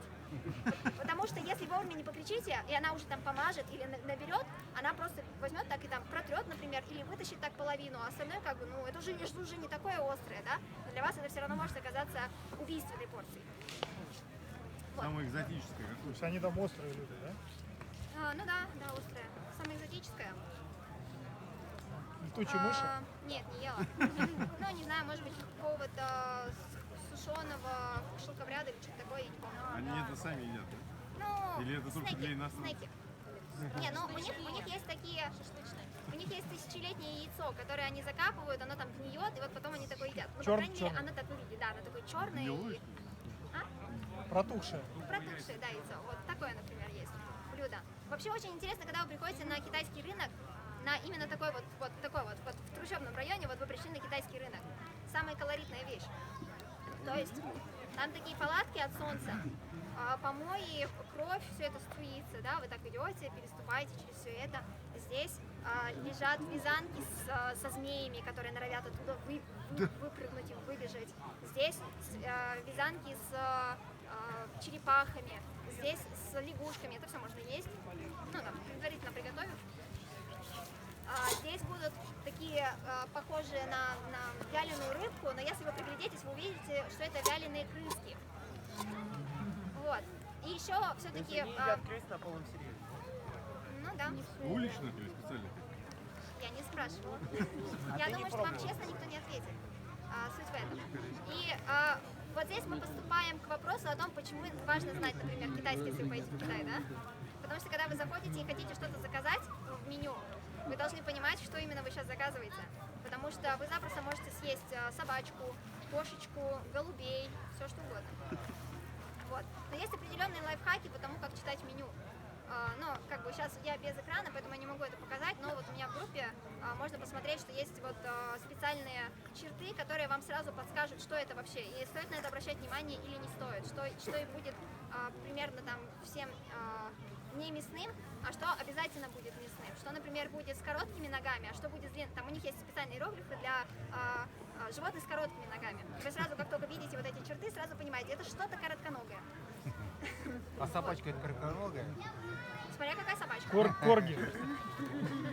Вот. Но да, опять же, с другой стороны, если там написано свинина, конечно, не обязательно, что это свинина. Но с другой стороны, если вы не зайдете в совсем уж дешевую, невкусную кафешку, но там есть просто такие столовые, которые вот реально совсем невкусные. Я не знаю, как это умудряются не делать. Через 5 минут будет перерыв в лекциях и общая фотография. Вот, но как бы если вы заходите в любое другое заведение, которое не кажется уж совсем подозрительным, то в принципе, ну вряд ли вам так прям подсунут вместо свиньи собачку. Хотя некоторые кафешки закрывались, и там было написано, что типа свинина слишком дорогая, вернусь через пару дней. Хозяин закрыл кафе, потому что свинина слишком дорогая, он не может ее купить. А собачатина дешевле получается? Ну, наверное, дешевле. Вот. Ну ладно, с этим тоже разобрались. Если будут вопросы, потом задавайте. Про то, как эффективно учить языки. Да, поговорим немножко про это. То есть, во-первых, не нужно учить язык через перевод. То есть у нас, особенно в школах, многие учат через перевод. То есть вы хотите выучить, там, не знаю, телефон, вы говорите телефон, а потом говорите phone, да? И вот у вас, получается, идет завязка через русский язык. Или там шоути, телефон. Вот. И когда наш мозг, он мыслит картинками. И когда вы хотите что-то сказать, то сначала у вас возникают картинки, либо чувства, образы. Ну, это не обязательно картинки, это может быть какое-то чувство или какой-то образ, да? И мозг его преобразует сначала в русское слово, потому что оно связано с образом. Потом она вспоминает вот это английское либо китайское слово, потом она вспоминает грамматику, и пока вот вы собрали наконец-то предложение, все иностранцы разбежались. И никто с вами уже общаться не хочет, да? Как можно выучить так, чтобы общаться как носитель, ну, как, по крайней мере, так же быстро обращаться к информации? Учить непосредственно образы, ну, к образам привязывать слово, к образам, к чувствам. То есть, если вы хотите запомнить телефон, его можно взять в руку, и проговорить телефон, либо представить, что вы по нему звоните, и заодно сразу заучить пару фраз, как вы будете использовать это слово. Вот. Если вы учите слово «злость», то вы представьте себе, как вы злитесь, и скажите это слово, и скажите там еще пару сопутствующих фраз, типа «я злюсь» или что-нибудь такое. Вы никогда больше не забудете это слово. Это очень интересная штука, потому что такое родной язык? Родной язык — это тот, который вы пережили, с которым вы все это прожили. А здесь вы делаете чужой язык родным, потому что вы все это проживаете. И когда вы начнете злиться, у вас появится оба слова, и русское, и то слово сразу. Это такой интересный феномен. То есть как быстро и эффективно выучить язык. Это один из лайфхаков. Но вообще их, конечно, очень много. разных вещей, и, как я понимаю, у нас уже не особо много времени, чтобы про все это поговорить, так что там, либо попозже меня можете расспросить про это. А принято ли в Китае обращаться на улице? Но если вы китайцы, обращаетесь к китайцу или китаянке, то это не очень принято. Вот, но если вы иностранец, то вас будут все хватать за руки и с вами фотографироваться, даже если вы этого не хотите. Вот. И причем тут вообще не важно, хотите вы этого или нет. То есть вас просто схватят. И самые опасные — это китайские бабушки. Будьте очень осторожны. Если вы видите китайскую бабушку, бегите от нее, потому что если она вас увидит, вы пропали. То есть, во-первых, она самая бесцеремонная, и она как бы дожила до этих лет, да, она достойна уважения, и все это знают в округе, она знает это больше всех, и поэтому ваши возражения вообще никак не принимаются. То есть вас просто схватят, очень больно, и с вами будут фоткаться все бабушки по кругу. А если... Они же не ходят одни, правильно? Вот. А если, например, вы вдруг встретились в метро, вы же помните, да, в метро все хотят сесть, успеть первым. Вот. И если вы видите китайскую бабушку, уйдите в другой вагон, подальше, через 3-10 дверей от этой китайской бабушки. Потому что если все остальные просто залетают в дверь, то она же понимает, что она проигрывает скорости. Поэтому китайская бабушка заранее готовит самый страшный прием. И никто ей не возразит, потому что, ну, она уважаемая бабушка. Вот, я так однажды попала под раздачу. Я просто стояла сбоку, ждала, пока там как бы все пройдут. Вот, но как только двери открылись, оказалось, что не все пройдут, только китайская бабушка. Вот, а я полетела на пол, и как бы все, никто извиняться за это не будет. Вот, такой момент выживания. Так, Настя, у тебя долго еще? К вопросам уже? В принципе, все, да. Давайте тогда вопросы, и если будут еще какие-то, что-то хотите узнать, я очень много лекций читаю, у меня есть много видео, где можно посмотреть, вот, я не успела рассказать о том, как, например, меняет путешествие человека изнутри, и к чему нужно быть готовым, когда вы едете на год. Есть определенная вещь, которую вы можете не знать, и если вы с этим столкнетесь, ну, это может быть неким эмоциональным потрясением. Вот, если вы захотите там об этом узнать или еще о чем-то, то вы можете зайти в группу «Шествие по пути» и вот посмотреть лекции совершенно спокойно. Контакты? Да, ВКонтакте. Все, спасибо большое за выступление. Сейчас у нас будет небольшой перерыв. Во время этого перерыва мы сделаем общее... Люди, когда едут на год, на полгода или на год, они думают, что вот я приеду и изменю весь мир. Я познакомлюсь с кучей людей, и мы с ними вместе мир этот поменяем к лучшему, да? Или там я буду рассказывать в блоге, и там, ну, в общем, не суть важно. Человек думает, что он поедет, и он мир поменяет. Но на самом деле мир поменяет его и достаточно сильно. И первый такой момент, что через какое-то время вы поймете, что вы больше не русский человек, не совсем русский. То есть вы все равно останетесь русским, но вы будете уже не совсем русским, вы не будете уже принадлежать прям вот полностью той культуре, это немножко размажется. И может оказаться, что то, что вам было важно, там, например, вы говорили, я всегда буду жить там, вот в России, там, или что-то еще из этого, вы увидите, что это перестало быть для вас важным. Но еще больше важно то, что идеалы, за которые вы боролись, они могут быть перестать для вас важными. Потому что в путешествии, ну, во-первых, вы увидите много разного, да, много нового. Во-вторых, рядом не будет людей, которые вас знают, и которые вольно или невольно влияют на ваше поведение. Потому что на самом деле ожидания других людей, того, как мы будем себя вести, они очень сильно влияют на нас самих. Вот. И мы сами не замечаем, что мы начинаем себя вести так, как от нас ожидают. Друзья такие, ну она сейчас опять начнет свою вот эту вот лабуду, и вы сами не замечаете, как снова начинаете, да? Эти люди такие, ну давай свою фирменную шутку, и ты понимаешь, что ты должен это пошутить. И оказывается, что у нас есть определенный образ нас, и мы думаем, что это мы. Когда мы уезжаем в путешествие, нет людей, которые подскажут нам, как мы себя ведем, да? И нет никаких наблюдателей, каждый раз это разные люди. И вы сами не заметите, что вы внезапно начнете вести себя совсем по-другому. И только через какое-то время вы вдруг поймете, что вы совсем не тот человек, которым вы себя считали. И это может быть очень болезненным осознанием. Потому что, ну, представьте, вам что-то очень дорого, вы за это боретесь, вы это доказываете во всех там спорах, я не знаю, вот это для вас важно. И вдруг внезапно в один момент вы поймете, что это больше для вас не важно. Это вроде бы не важно для вас настоящего, но это было важно для вас прошлого. И это очень тяжелый диссонанс, который иногда бывает очень сложно принять. Поэтому, если вы хотите просто путешествовать, изменить мир, да, посмотреть на что-то, то не уезжайте больше, чем на полгода. Потому что если вы уезжаете больше, чем на полгода, вы уже не вернетесь прежним человеком. И это то, что важно понимать. Да, но она вот там происходит. А, вот туда, да? Да. Хорошо, понял. Ага. Я думал, вторая здесь площадка. Ну, я в разные страны путешествовала. Самые сложные какие для, Сложные. для автостоп? Или вы другими способами? Но смотрите, смотря что считать сложным. Если считать сложным в плане женского автостопа, Турция однозначно. То есть Турция самая сложная страна в плане женского автостопа одиночного. Китай сложен, возможно, если вы не знаете языка. Но на самом деле там есть лайфхак, при котором вы можете очень быстро путешествовать по Китаю. Вам нужно выучить 2 фразы на китайском языке. Ни синали, куда вы едете, и хорошо. Вот. И вы спрашиваете, куда вы едете, человек вам говорит, вы же ничего не понимаете, но вы говорите хорошо и прыгайте в машину. А то иначе он будет еще убеждать, что не, я не еду, наверное, туда, куда вам надо. Может быть, я вызову полицию, вы сразу прыгаете в машину, хорошо, да, едете и смотрите по карте, куда вы едете. Как только человек сворачивает, по-русски стоп! Человек останавливается, вы выходите, спасибо, человек поехал. Но я так не путешествовала, потому что я знаю язык, но мои друзья так делали. И реально это работает, они очень быстро ездили по всему Китаю. И даже быстрее, чем я, потому что я по-китайски продолжаю им объяснять, что нет, у меня все хорошо. Да, я просто еду прямо по пути. Можно с вами? Вот. И потом еще очень долго им объясняю, почему мне не нужно выходить за тулгейтами, за вот этими платными воротами, а нужно выйти обязательно на трассе, да? Вот. А кричать по-русски стоп работает безотказно. Вас вряд ли везут куда-то далеко. Вот такой момент. Ну вот это 2 самых таких сложных вот в этих планах. Тоже зависит от того, что считать интересным. То есть, например, Мьянма, она очень уникальная, аутентичная страна, потому что она долгое время была закрыта. Там было военное государство, и туда никого не пускали. И даже когда начали пускать, там были супердорогие, например, сим-карты. Одна сим-карта стоила $100, а там еще интернет почти нигде не работает.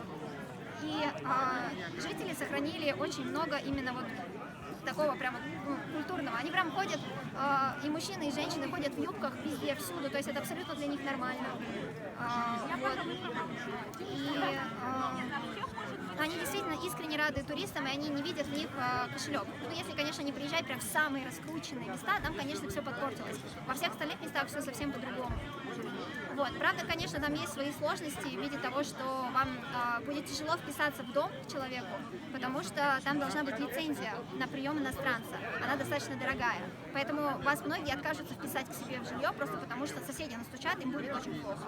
Ну, мало ли там как бы вы шпион, или там вы им что-то расскажете. Ну, в общем, как-то вот это не очень разрешено. Из-за этого, когда вы стоите в палатке, если вас кто-то увидит, вызовут полицию.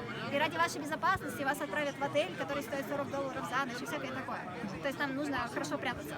Если вы вписались в монастырь, возможно, тоже приедет полиция и тоже вас оттуда заберет. Вот. Но с другой стороны, при этом Мьянма очень красивая страна. И там очень много есть что посмотреть. То есть, когда я там путешествовала в Санкран, это, правда, Санкран это по-тайски, Синьчжан, по-моему, по-бирмански, праздник Нового года, когда люди обливаются водой. В Мьянме празднуют наиболее искренне. То есть люди, то есть в Таиланде, например, обольются там 3-4 дня, и потом все, уже как-то все расслабились. То в Мьянме обливаются реально всю неделю, прямо все выносят бочки, шланги из дома, обливают просто всех подряд, вы не убежите. Потому что так смываются грехи. А если убегаешь, значит грешно, тебя нужно точно поймать и облить. Люди специально заказывают мини-венчики, чтобы на них кататься и чтобы их обливали. Нет, пистолет это слишком слабо. Они заказывают, представьте себе, цистерны и пожарные машины для того, чтобы обливать людей. И если вы едете на байке, даже не пытайтесь убежать. Лучше наоборот, быстренько остановитесь, там поставьте на подножку, слезьте, потому что вас этой струей просто шибет напрочь. Зато никаких грехов. А в каком году были? 2018. Вот, но для меня, например, очень интересная страна это Китай, потому что я учу китайский язык, ну я его знаю, китайский язык, я увлекаюсь китайской культурой, и там настолько Китай, настолько другой, что многие люди через полгода жизни в Китае начинают Китай люто ненавидеть. Это практически все через это русские особенно проходят, и потом наступает такой рубеж, вы либо начинаете любить Китай, либо вы, ну, как бы все, уже не возвращаетесь, да. Я тоже проходила через это, то есть мне казалось, я никогда не буду его ненавидеть, мне было очень интересно, все круто, но в какой-то момент вот реально ты понимаешь, что больше терпеть это невозможно, ну, потому что они очень другие. А что, например? Что, например? Ну, если начинать с банальных вещей, то они, например, харкаются всюду, и даже в автобусах на пол, в школе на пол, всюду на пол, да. Там вы идете и слышите за вами, за спиной так, и вы такие, господи, пожалуйста, только не на меня. Вот. Они рыгают, причем рыгают не так, как у нас рыгают.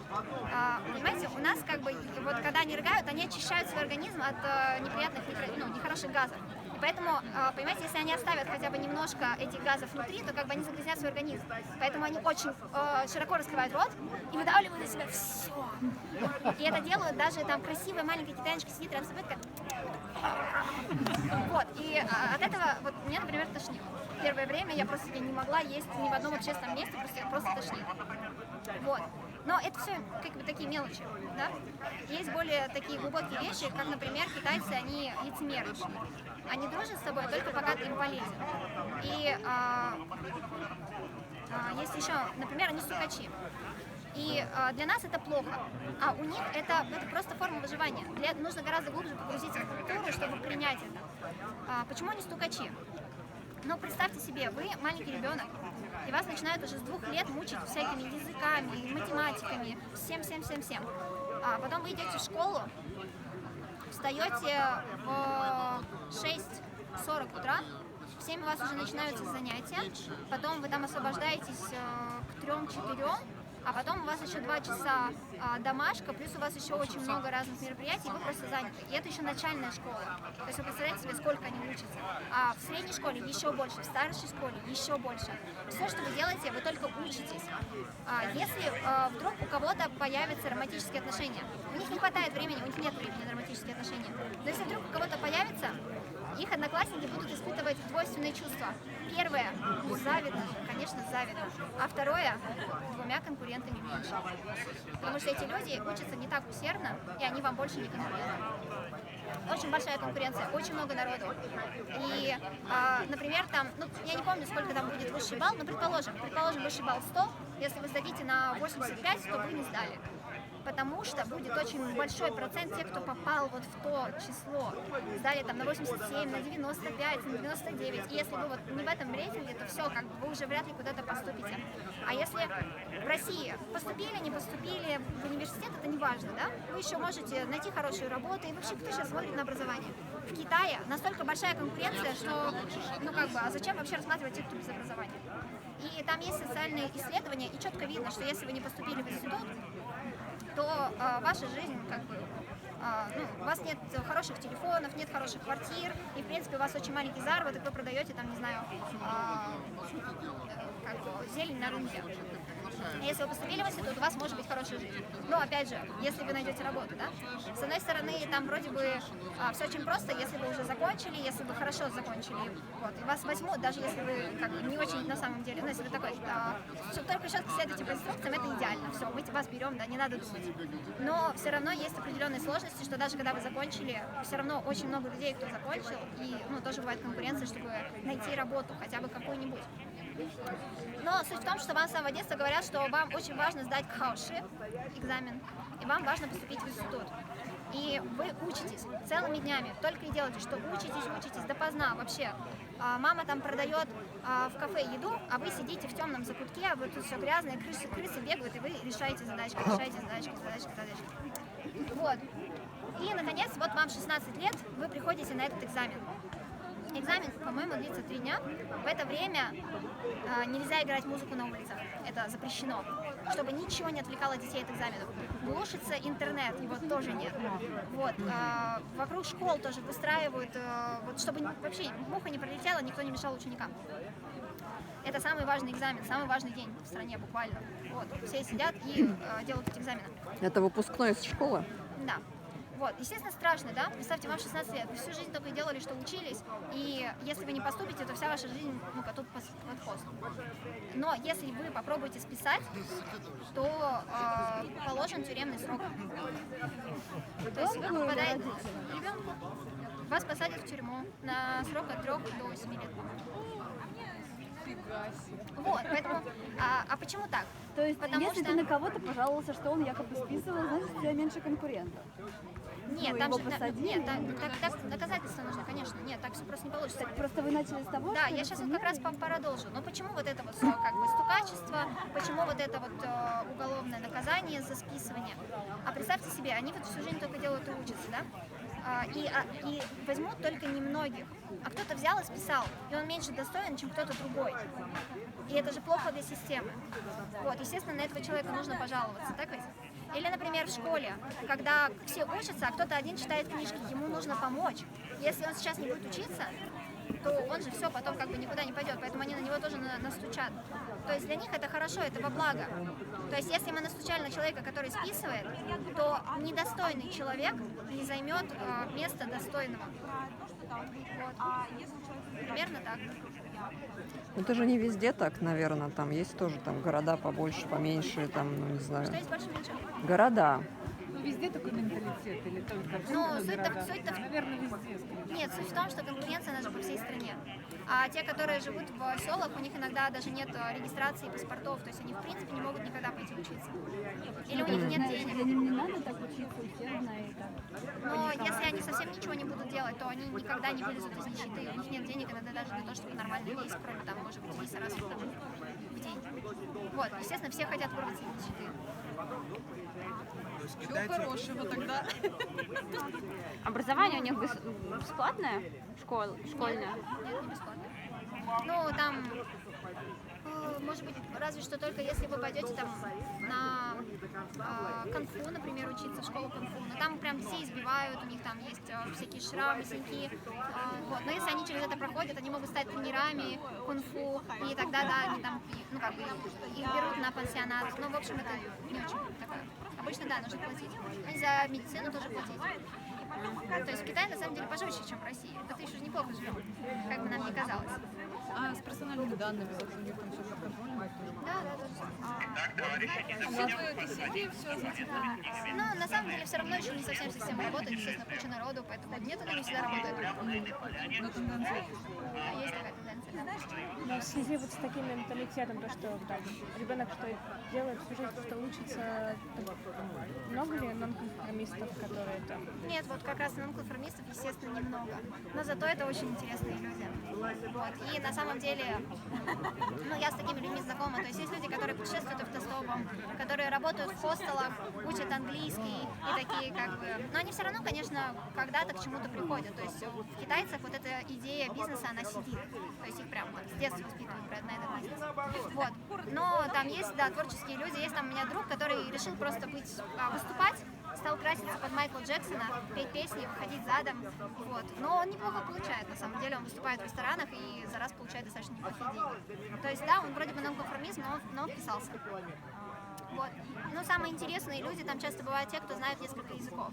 Потому что эти люди, они читают на других языках, и они уже не совсем вот прям в замкнутом менталитете, да, потому что там же у них даже интернет закрытый, да, то есть у них там, они не могут загуглить, они не могут там пойти на YouTube, то есть у них там тоже все немножко порционно дано. Вот, а человек, который знает несколько языков, он так или иначе выходит из этого, и это получается, гораздо более интересный человек. Нет, там не было. А как у них с онлайн-обучением? Они вообще пользуются этой опцией? Да нет, не особо. Ну, то есть вот такого повального онлайн-школ, как в России, там нету? Ну, То есть если ты не ходишь в обычную школу, ты как бы все. Да нет, им проще найти кого-то. То есть всегда можно найти кого-то, кто будет обучать, в принципе. То есть наставничество приоритетнее в плане обучения. Но английский они тоже учат. Английский вообще, конечно, это же важно. Вот, правда, не все знают, далеко не все, то есть когда вы приезжаете в Китай, не рассчитывайте, что люди будут знать английский язык. Но в последний год, когда я там жила, в самом конце, даже на главном вокзале третьего по величине города внезапно появился англоговорящий персонаж. Ну, я даже немножко разочаровалась. Ты приходишь, разговариваешь на китайском, а тут к тебе обращаются по-английски. Ты такой, ну я же с вами по-китайски, можете в ответ тоже по-китайски. Ну так они вообще дружелюбные, как Да. В целом они дружелюбные, они наивные, потому что они же только учатся, и они очень, на самом деле, им любопытно все, и они как дети, потому что у них, ну, как бы, они вот не развиваются, да, вот, как отношения, там еще что-то, и они, получаются, очень наивный взгляд на мир, вот.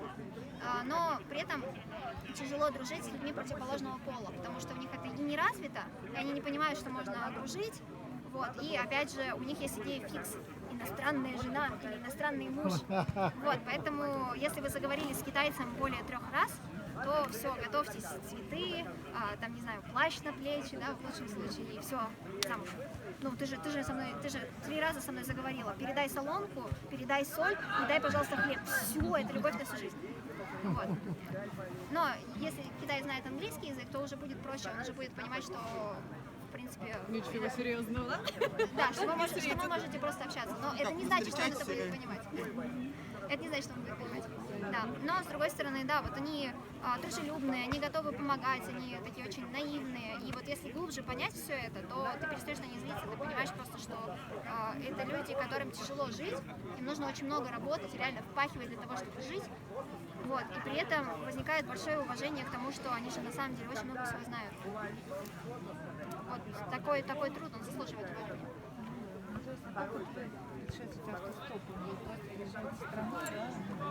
Добрались до Ну, иногда пересекаю границы автостопом, да, то же самое.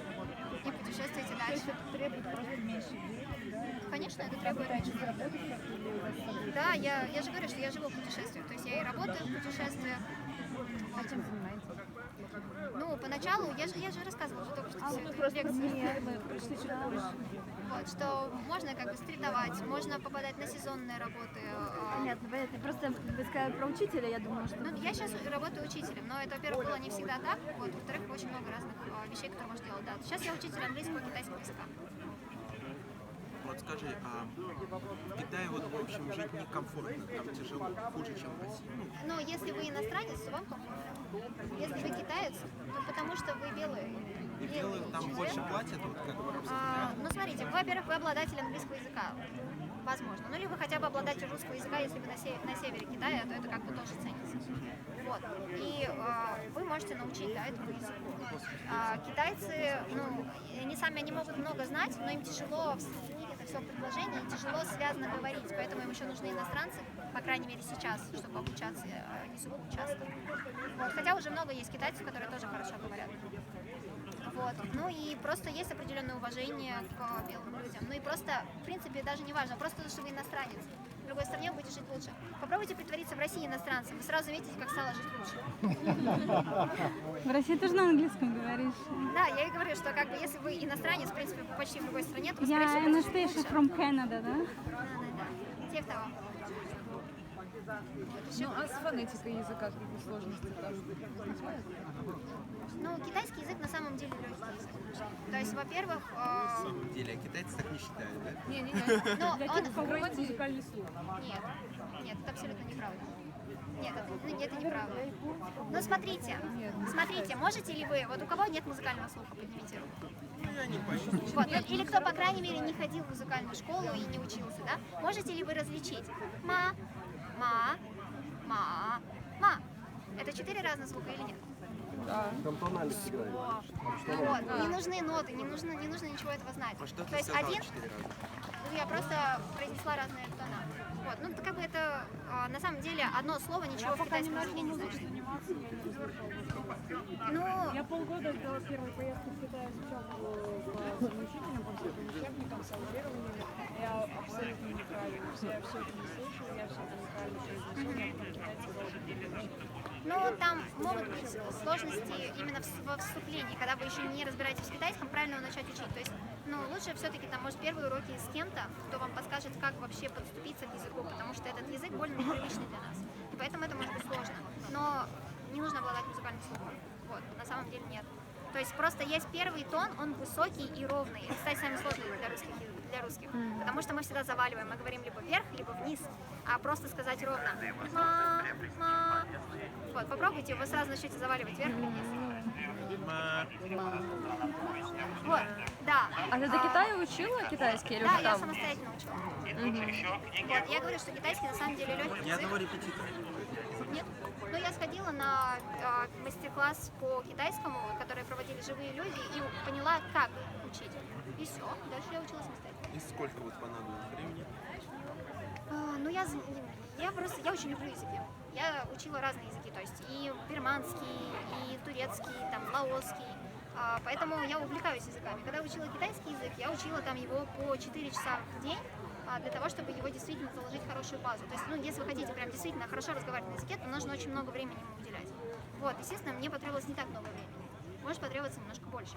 То есть там, предположим, за полгода можно достигнуть такой базы, что вы сможете ходить там в магазин, не знаю, в кафе, там еще куда-то и не испытывать проблем. Там вас спросят, пакет нужен, вы, в принципе, такие, нет, не нужен. Разберетесь, да? То есть как вас не будут пугать какие-то непонятные вопросы.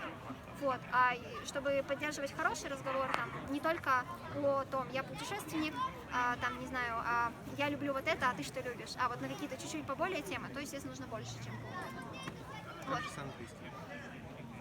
Ну да, но это зависит от того, сколько вы занимаетесь. Если вы занимаетесь 20 минут в день, то это не полгода. Вот. Если 4 часа в день, ну или там хотя бы там 2 часа в день, то за полгода, как минимум, база у вас будет. То есть спросить что-то в магазине, там что-то найти, купить, вот какие-то такие базовые вещи. Это ко всем языкам? В основном английский, я думаю. Просто смотрите, вот испанский, он гораздо легче. Вам нужно намного меньше часов для того, чтобы заговорить на испанском языке.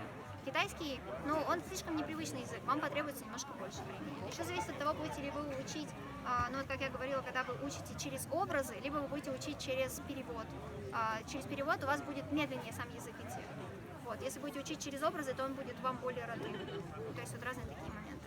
Наверное, от человека зависит очень сильно.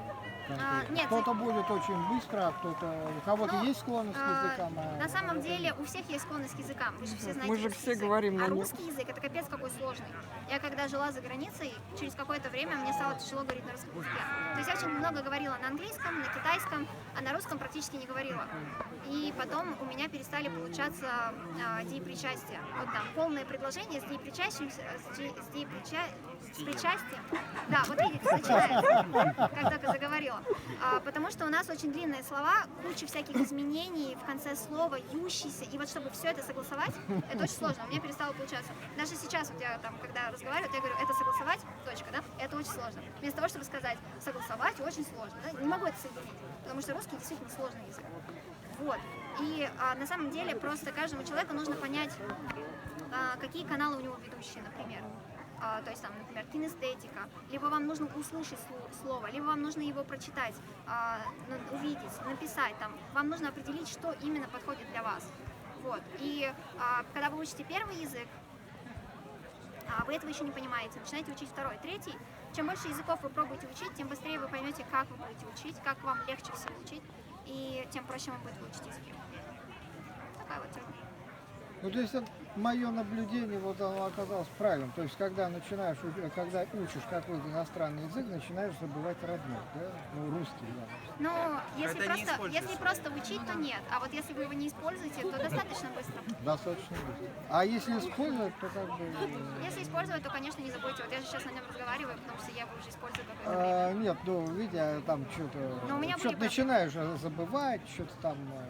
Какие-то слова выпадают. Ну, смотрите, это зависит от того, как вы используете.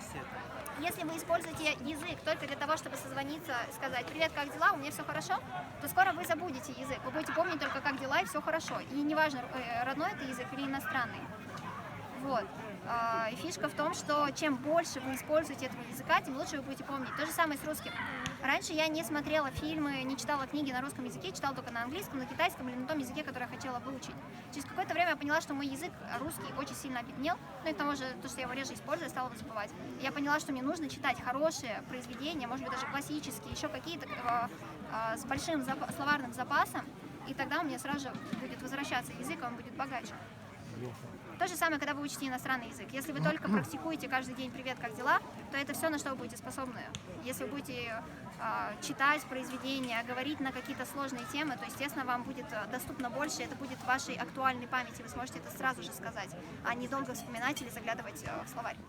А китайцы, вот мне кажется, они гораздо более энергичные, чем, скажем, русские, да, это действительно так? Или Но это- они не то чтобы энергичными приходятся, я же рассказывала про конкуренцию. Да. Русскому- Ну, а сами по себе русский, они если вот будет как сидеть бы- на диване, в принципе, мир не развалится. Если китаец будет сидеть на диване, то Для него развалится. для него развалится, да. Ну, а вообще, вот как бы, ну, так сказать, анатомически, физиологически они такие Они просто... же, да, они не Нет, более. смотрите, причем здесь анатомически, физиологически. Они делают зарядку утром, они встают в 5 утра, идут бегать. Днем у них в школах есть специальные разминки, там такие всякие похлопывания, очень много разных точек на лице, в том числе, которые они делают. Взрослые тоже делают определенные разминки. Вечером у них танцы, то есть они очень много занимаются физической активностью. Здесь не анатомия, здесь то, что вы вкладываете в свое тело. Ну, тогда понятно. Тогда. Ну, в первую очередь. Скажи, Настя, еще вопрос по языку. Если вот ты плохо знаешь или вообще не знаешь язык, то ты советуешь смотреть фильмы на иностранном все равно, даже если не понимаешь? Нет, есть такая фишка, что да, что нет такого волшебства, что вы смотрите на незнакомый текст достаточно долго и внезапно начинаете его понимать. Она так не работает. Надо переводить этот текст. То есть, если вы смотрите видео, ну да, определенный процент вам должен быть понятен. Во-вторых, вы переводите все, что вы там не поняли, заучиваете, смотрите еще раз и уже практикуйте аудирование, эти слова снова узнавать и вспоминать, что же Через 5 минут Только так. Есть еще какие-нибудь вопросы? А ты сама По поводу, я не знаю, Вас может быть, уже Удмуртия? задавали вопрос. А удмуртский ты знаешь? Нет, к сожалению. Я сама не удмуртка. То есть моя семья, она приехала с Ивановской области. То есть я родилась в Удмуртии, но я к удмуртам не отношусь. И, Ты ну, жила как бы, долго там? и про удмуртию, и про удмуртский язык я ничего особо не знала, пока не выросла. Вот. Но я жила там до 17 лет. Но семья, как бы, у меня, поскольку не удмуртская, то никто не говорил на удмуртском, и я просто даже не знала про этот язык, когда была маленькая. Русские в Китае не встречались, я когда-то увлекалась, знаю, что русские тусят, там капуристы, вот они магазеты как-то это выпускали. Да, да, конечно. Да, знаете? Ну, как бы, я знаю каких-то русских. Вот, ну да, знаю, что они там выпускают. То есть. Я не знаю, существует оно еще или нет, но когда тоже пыталась там что-то такое вот интересное было. А есть китайцы, много китайцев, которые учат русский язык? Вот я слышала, что русский На севере. достаточно считается... На севере. на севере? Ближе к нам. Не очень большой. Не очень большой процент. Большинство все-таки учат английский. Меньший процент там французский, немецкий. Просто я знаю, что сейчас те, кто учат русский как иностранный, это в основном китайцы. Может быть, Ну, потому что конечно, потому что мы тут рядышком, и тут еще непаханное поле возможностей. И у нас самих в России бизнес давят, поэтому очень много возможностей для китайцев построить здесь бизнес. Тем более, что они готовы работать дешевле иногда, чем русские.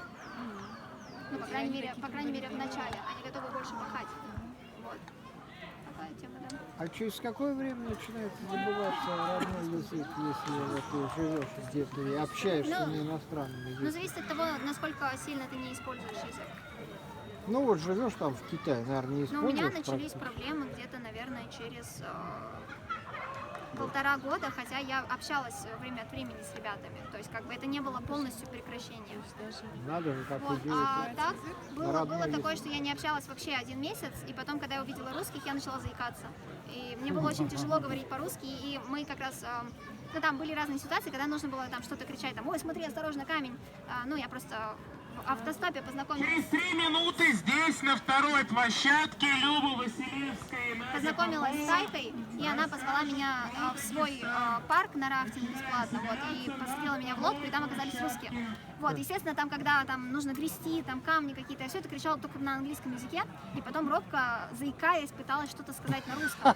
Вот, они думали, что я просто заикаюсь, ну, как бы, ну, бывают люди, да? Вот, а потом, когда мы закончили, когда уже там, как бы, через какое-то время, у меня мозг привык к тому, что бывают живые люди, русские, с которыми можно говорить на русском языке, и я вдруг начала говорить без заикания, и вот все так, типа, что произошло? Как-то вылечилась от заикания. Вот. Ты изучила наш язык, да? Да, я изучила ваш язык. А в Японию, в Корею вот ездили, сравнивали? Нет, как-то? нет еще. Настя, а ты много вообще языков знаешь?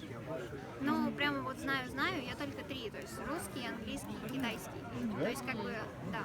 Еще немножко я разговариваю там по-турецки. Ну, сейчас я уже практически забыла бирманский язык, раньше на нем разговаривала. Немножко разговаривала на лаосском языке.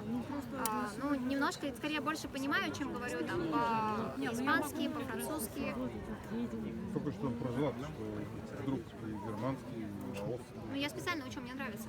Я понимаю, я тоже учу, потому что нравится чаще всего. Но интересно, что бирманский язык бирманский язык интересен тем, что его сложно выучить вне страны. Поскольку страна бедная, то у них даже нет единой клавиатуры для всех шрифтов. И если вы возьмете какой-то текст и захотите его распечатать, но у вас установлена не та же самая клавиатура, на которой он печатался, то все превратится в бессмыслицу. Сколько символов? Еще раз, это какой язык? Бирманский. А, бирманский. Я не помню. Что-то... Да нет, тоже примерно. Нет, примерно как у нас, по-моему, нет. Но я точно уже не помню, я там была что-то 3 года назад. Вот.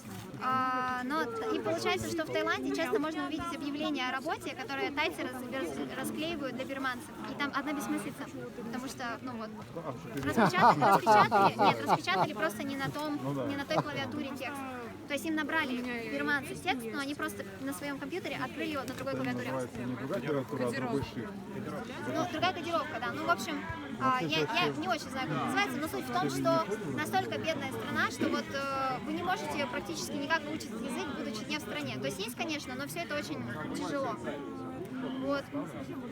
Поэтому можно прям погрузиться вот в то, как раньше путешествовали люди, когда вот еще не было никаких там... Ну, вот нельзя было выучить язык. Вы приезжаете и только по факту его учите. А с диалектами в Китае у них там сейчас выравнивается ситуация, они как-то приходят к единому какому-то языку? Ну, то есть у них есть один официальный язык, на котором общаются все, но вот так. Как будет меняться диалект? Диалекты же не меняются. Они либо есть, либо умирают. Но один централизованный они все-таки выбрали. Ну, конечно, да. А в Бирме ты долго жила, чтобы вот язык уже так? Нет, к сожалению, в Бирме там дается виза на 28 дней, хотя можно получить годовую. Есть определенный лайфхак. Пониже. Собираемся послушать про Дагестан. Да, вот. В Бирме можно, в Мьянме точнее, можно получить годовую визу, но тогда у меня были немножко другие цели, поэтому я взяла обычную визу вот на... Где у меня? На 28 дней? На 28 дней, да. То есть там либо на 28 дней, либо проходите определенную процедуру для того, чтобы получить годовую визу. Но это как бы надо немножко заморочиться. Я пропустил, но если интересно, могу рассказать. Ты занималась в Китае чем? Чем ты в Китае занималась? Ну, в Китае я преподавала английский, работала на выставках помощником журналиста. Вот, а так там очень много работ. Вы можете... У меня была знакомая, которая работала русалочкой. Она хороший пловец, как это называется, фигурное плавание. Вот, и она пошла в океанарию и сказала: давайте я буду работать у вас с русалочкой. Они такие: офигенная идея. Вот, и там плавают рыбки, и вот она там плавает. С хвостом и хвост присобачен. Да. Вот, можно, например, приходить танцевать, да, то есть вот сегодня вечером будет сальса-бачата. То есть просто есть разные танцевальные клубы, куда приходят люди танцевать. Я туда ходила просто потому, что мне в кайф. И через полгода, как я туда ходила, я вдруг обнаружила, что иностранцам вообще-то платят. Я тут полгода хожу бесплатно с какого-то, зачем-то. Вот. Как написать? Никитин. Платят, я не понимаю, за то, что вы просто приходите... Потому что это авторитет. Если пришли иностранцы, то придет больше китайцев. Да. Иностранцам платят за то, что они пришли? Иностранцам платят, да. Вот. А так вообще в Китае просто очень много работы. Ну, для русских, которые, такой низкоквалифицированный рабсила. Ну как, сфера услуг. Что скажите, русалочка, что Нет, это? это сфера услуг. Ну, а как вы хотите, без знания языка, без у них там такой уровень, наверное? Ну, как бы, если вы умеете что-то другое, вы можете устроиться куда-то еще. Без проблем. В Китае там все что угодно. Но в Китае гораздо больше работы. Гораздо больше денег и очень легко все сделать. Ну, раньше было. Их самих же много там. Ну, просто иностранцы, вы, иногда больше ценятся. Зависит от того, что вы умеете делать. А вот вы рассказывали про работу, куда можно приходить, низкоквалифицированный труд, если вы ничего не умеете, если вы что-то умеете. А насколько это актуально, так скажем, если человеку...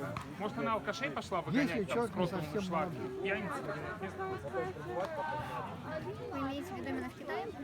Нет, вообще, вы же рассказывали про разные страны, или только про Китай? Не, я про разные рассказывала, да.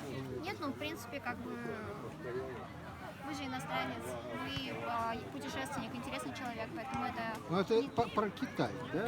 Нет, вообще, в принципе, да, то есть работу можно много где найти. Вот, просто в разных странах, да, просто будет немножко разная работа, может быть. А у вас книжка про какие, простите, Книга про это рассказы о путешествиях, в том числе и жизни в Китае. Там даже прямо каким тебя видят другие. Короче, 3 рассказа там вообще про жизнь в Китае. Дружба экспатов, вот тоже Китай, населенный духами Бразилии, про работу в Китае, вот когда я работала на выставке аэрокосмической. А был ли опыт жизни при монастырях, что-то такое? Жизни не было. Ну, то есть я вот туда ездила, там ночевала, но вот чтобы жить, нет. Достаточно закрытая была страна. Там вечно читаешь про них какие-то новости, что там перевороты, кто-то там что-то захватил, кого-то власть, опять туда-сюда. Ну да, но сейчас вот особенно в ковид. Очень хочется попасть. Ну, если вы хотите годовую визу. Нет, я думаю, что я не знаю, честно говоря, пока еще какой. Ну, туристическую получить на самом деле достаточно просто. То есть можно ее даже получить онлайн, она стоит просто чуть-чуть дороже, там, по-моему, 50 что ли долларов онлайн. Вот, то есть просто чуть-чуть дороже, и заполняете анкету, она просто немножко муторная, отправляете, и вам будет виза. Особенно где-нибудь в Таиланде можно прийти лично, ее вообще просто запросто получить. То есть и из Таиланда, с Бангкока в Мьянму, но там просто не всегда можно пересекать границу пешо, там по-разному бывает. Вот, туда летают самолеты за 1000 бат, и раньше это там даже было за 1000 бат. Ну, я помню, что это было что-то порядка 1000 рублей. Ну да, ну раньше это было плюс-минус ровно, да. 1000 рублей, 2000 рублей. То есть вот за такие цены можно было реально улететь, еще посмотреть на все сверху. То есть ну, все очень было просто. Если хотите годовую визу, то вам нужно выбрать монастырь, в котором вы хотите получить практику, да, осветлиться. Вот, и написать, ну, если у них есть программа для иностранцев, да, то вы должны туда написать, что вы хотите приехать, и вот они вам пришлют документы, и есть определенная процедура, через которую проходите, и вы можете приехать на год. И если вы еще не приехали в свой монастырь, то надо отвечать, что я еду, вот, как бы, я вот в своем пути к монастырю. То есть не то, что вы прямо сейчас едете, но вы находитесь вот на вот этом пути, так сказать, дао, движетесь в сторону вашего монастыря. Только через монастырь вариант доступен? В монастыре провести, да? Ну, либо просто туристическое 28 дней.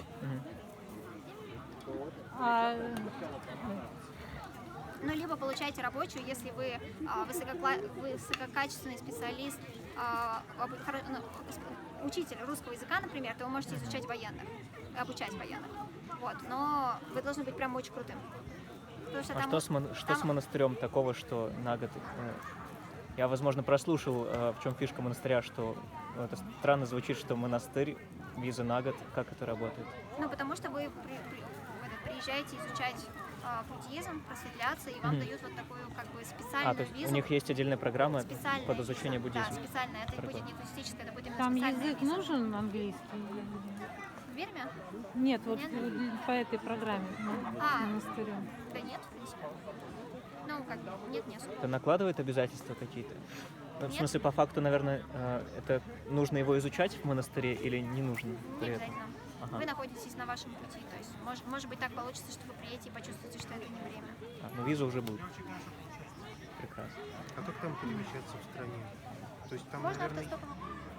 берут, да, нормально? Да, вполне спокойно. Если вы еще умеете немножко говорить по-бирмански, берут еще быстрее. То есть так, в принципе, останавливается каждая вторая, третья. Если вы кричите «Атэ-тэ туа чиндэ яла», можно с вами прямо по пути. Люди сразу такие «Во!» Все, вас берут сразу же, моментально. Потому что они стесняются, боятся, что не говорят на английском, а тут вы говорите на бирманском. Даже если только одна фраза, уже чудесно. Можно вас брать. Вот, вполне. Ну, а вот это вот отслеживание иностранцев там, Бирме? там есть такое, что? Ну нет, в смысле, если вы приедете там, где повстанцы, то вас развернут, да, там будут посты на границе, на дороге, и вас развернут обратно. А так по стране ездите, никаких проблем. Ну, вроде, если вы нет чего добавить к этому, то тогда, наверное... Ну, там много чего можно, на самом деле, говорить. Ну, понятно. Это очень долго. Спасибо, очень интересно. Спасибо.